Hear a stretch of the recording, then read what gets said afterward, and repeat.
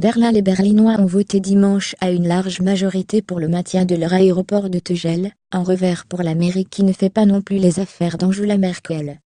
Quelque 56,1% des Berlinois ont voté pour que Tegel soit maintenu à l'issue d'un référendum d'initiative populaire coïncidant avec les législatives, selon les résultats officiels publiés dans la nuit de dimanche à lundi.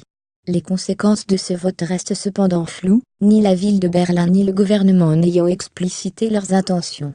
Légalement, la fin de service de Tegel TXL doit coïncider avec l'ouverture de son successeur, l'aéroport d'IB. Mais du fait de négligence, voire de corruption, l'inauguration du nouvel aéroport prévu en juin 2012 n'a jamais eu lieu, et aucune nouvelle date n'est fixée à ce jour, prolongeant de facto la vie du vieil aérodrome. Profitant de cette situation, les libéraux du FDP ont obtenu la consultation pour sauver Tegel. Leur argument principal, le B, même s'il ouvrait demain, serait sous-dimensionné. Rien qu'en 2017, 35 millions de passagers aériens sont attendus alors que le B n'est prévu que pour 22 millions de voyageurs.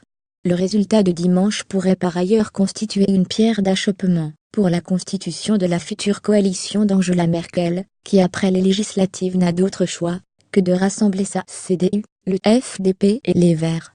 Or ces derniers ont farouchement fait campagne pour le non. La chancelière était-elle aussi favorable à une fermeture?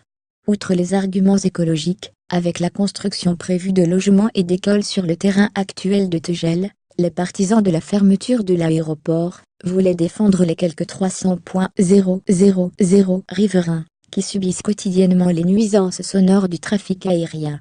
Cependant, le maintien de l'aéroport devrait se heurter à des difficultés juridiques. Prolonger sa durée de vie impliquerait la modification de plusieurs lois locales et nationales. Ailleurs, sur le web, contenu proposé par Taboola.